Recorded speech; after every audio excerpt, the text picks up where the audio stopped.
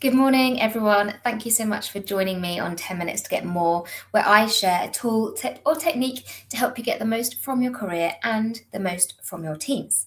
And what I'm talking today about is the potential pitfalls of not doing things on purpose. Now, this can sound like a very high level concept about doing things on purpose. And if you know me, you know that I really love this topic, but I want to bring it back down to what that really looks like in reality. So see if you can recognize yourself in any of these comments. These are things that I've heard from my clients that told me that they weren't quite doing things on purpose yet. Firstly, up until now, my career has just kind of happened. I fell into the travel industry. Me too, I did. I think everyone did. Someone headhunted me and I thought it sounded good, and that's just kind of how my career happened up till now. I can do any different commercial role in travel. It doesn't matter if it's buying or selling. It doesn't matter as it's all the same skills. So I'm open to anything. And I've been applying for lots of different jobs and nothing seems to be working. I've applied for everything that I can see. So is there anything you can notice there? What I see there is that these people are being more like passengers than like pilots. What does that mean? It means they're letting someone or something else run the show.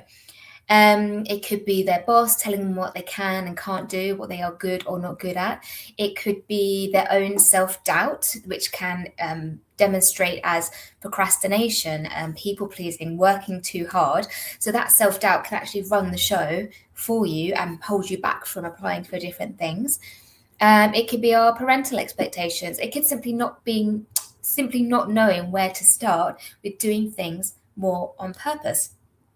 And it's not terrible. We can get quite far doing this. The people I'm speaking to have been, 10 years, 15 years in their careers. They've got jobs that seem successful. They've, had a series of promotions. It's not like it's terrible, but that's mostly based on skill in our roles. So getting good at our roles because we've been doing them and practicing them, and maybe some support along the way if we're lucky. So today I'm going to be sharing a bit more about the pilot principle.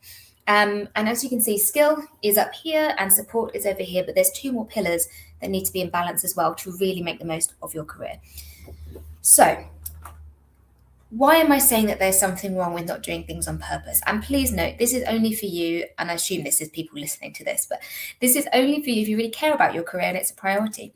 Maybe your priority is having a family. Maybe your priority is mountain climbing. Maybe your priority is spending time with your mum.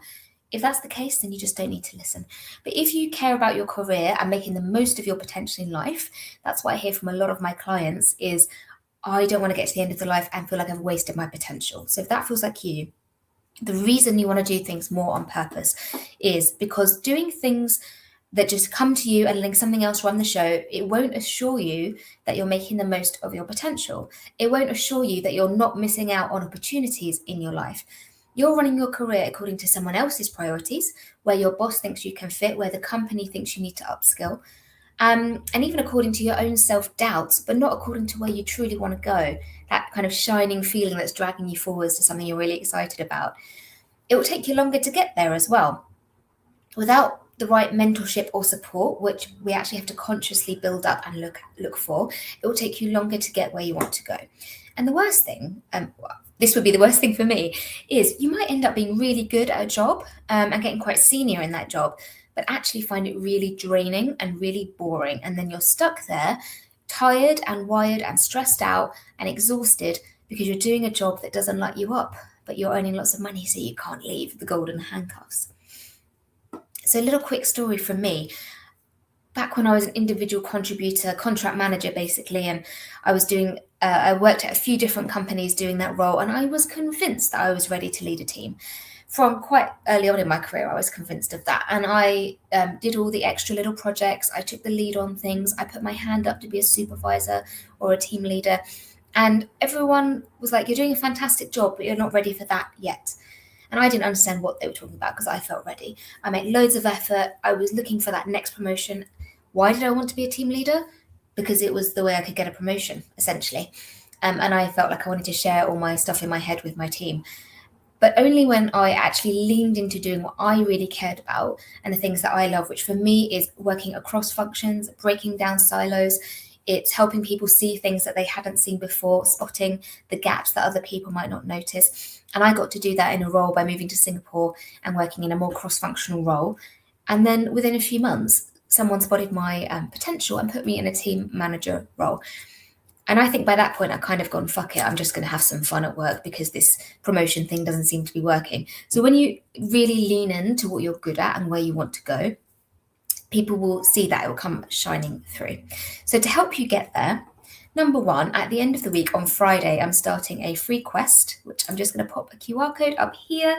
So if you join my free quest, that's all about working out where you want to get to, why it matters to you, how you want your day-to-day to look so you're not drained and exhausted and bored, and how to break that down into manageable steps. That sounds like a lot, doesn't it? But we just meet for 20 minutes each day.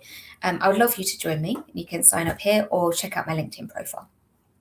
So, some tips for doing things more on purpose and making the most of your potential in your career.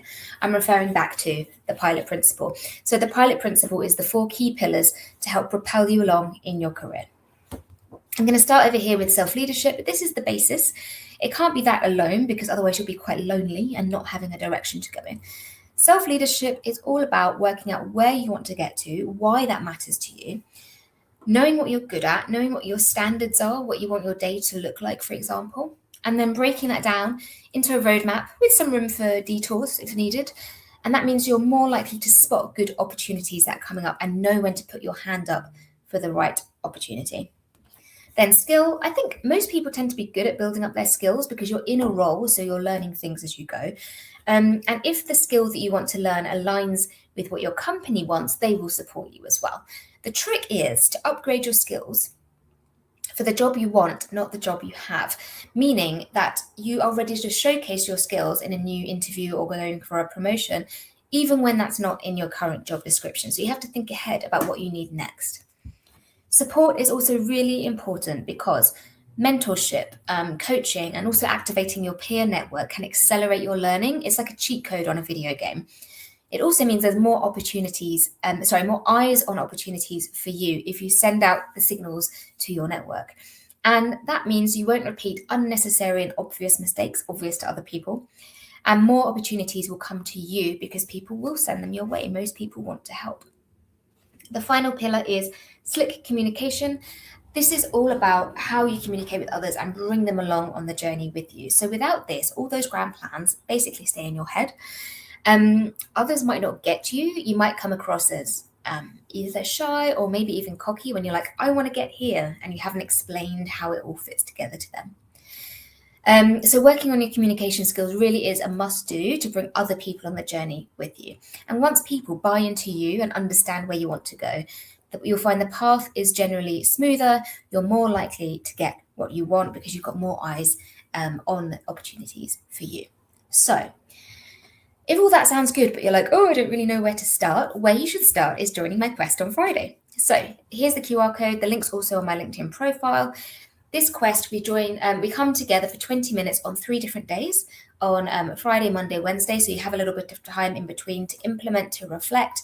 And it's all about working out the big picture of where you want to go, not just looking at the next step, how you want your life to look along the way, and then breaking that down into next steps. So you come away from the quest with specific actions to take, which is really exciting.